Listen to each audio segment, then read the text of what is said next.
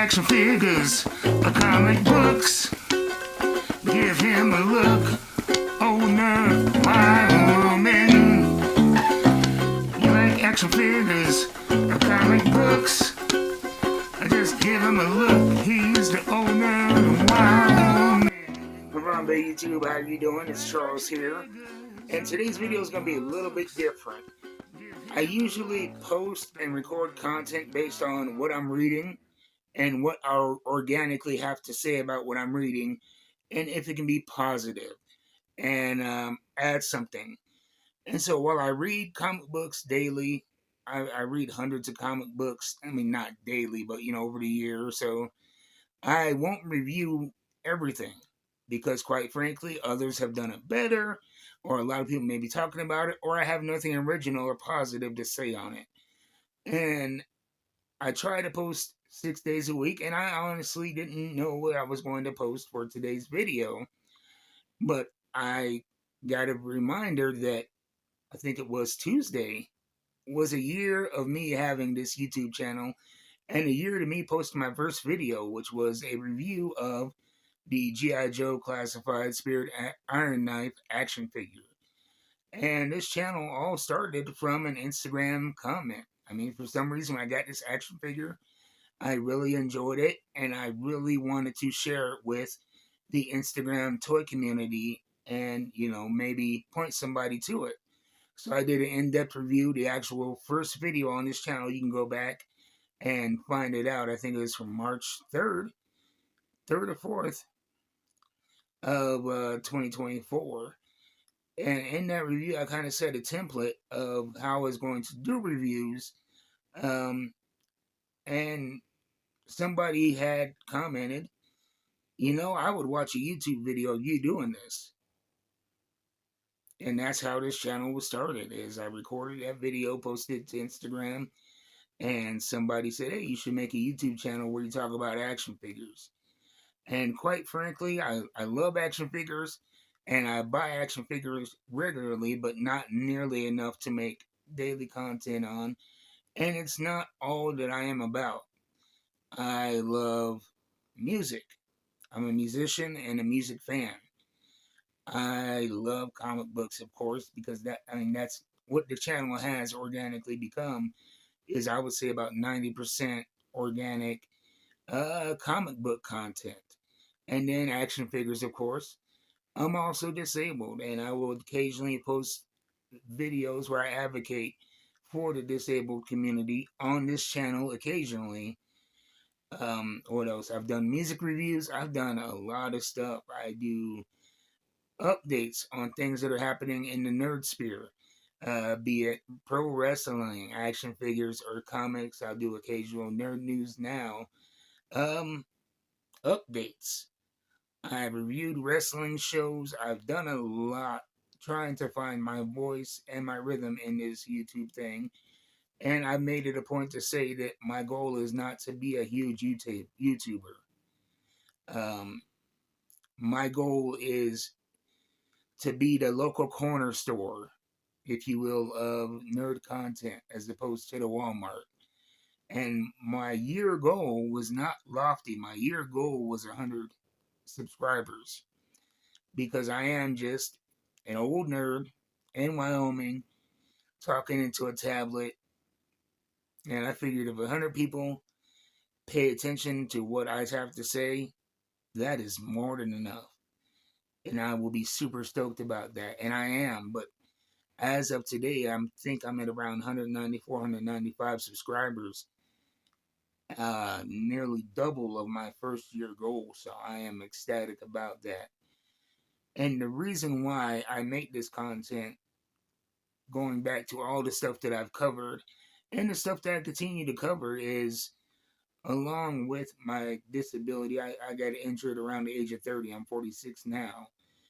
And so that's been over a decade and a half of being disabled and trying to adjust to it. And with that came a lot of depression and sadness and fear, and a way that I fought that, as well as the solitude that comes with the depression is I connected up to the nerd community. It started with talking about wrestling with friends and online. And that led to buying my first action figure from a video game store. And I really fell in love not just with the actual buying, but the community aspect of collecting and searching and trying to find that good deal and taking pictures and comparing pictures and talking about a shared love of action figures with people online. That kind of replaced that contact, that human interaction that disability had taken from me. And how I got into comic books was a natural offshoot of that. When I would get bummed out, I would do toy hunts. I would drive around my city and to different spots, seeing what they have, what's new, what could I afford. And I was passing a store that was on the verge of opening, and I noticed that they had a lot of Funkos to the window. And while I'm not a big Funko guy, you see one toy, there are likely others. And I walked in, and that Funko wall was it as far as toys. But what they were was a comic book store. And the first thing I noticed is that when I walked through the door, it wasn't the comics that really grabbed my attention, but these people, they were setting up the store. It wasn't even open. And they were having kind of a private pizza break, and they saw me outside, welcomed me in, and became just instant fast friends. And it was cool because it was like, despite me being disabled, me being older, not knowing anybody, it was this instant kinship of nerd culture. And I would go there and hang out after they opened, and I would buy comic books occasionally. I didn't know um, what was in, what I would dig, so I would just take a crapshoot on the cover. And I was able to find some good stuff. And also, I would stuff that was familiar to me, like Black Dynamite. I bought 2 issues of Black Dynamite. Is the first comics I bought. I bought an old Bruce Lee comic that just happens to be right here. I think this may have been my 3rd or 4th comic purchase. This is this is an old one right here from Malibu Comics. I may just do another review. I may just do a review of this here soon and give it another read.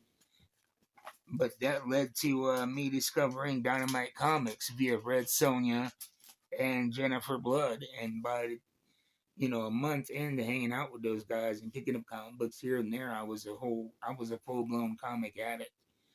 And it was one of the best things in my life because it gave me something that I could always do despite how bad my pain would flare up. It gave me a reason to connect outside of my own head and outside of my own house.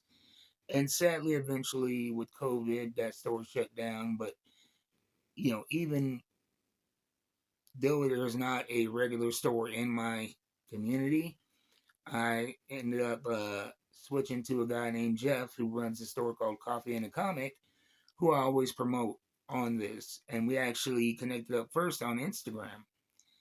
And around the time that I was getting frustrated with Midtown Comics, ordering from them, he mentioned that his shipping, the shipping aspect of his business was growing, and I should give him a try, and I did.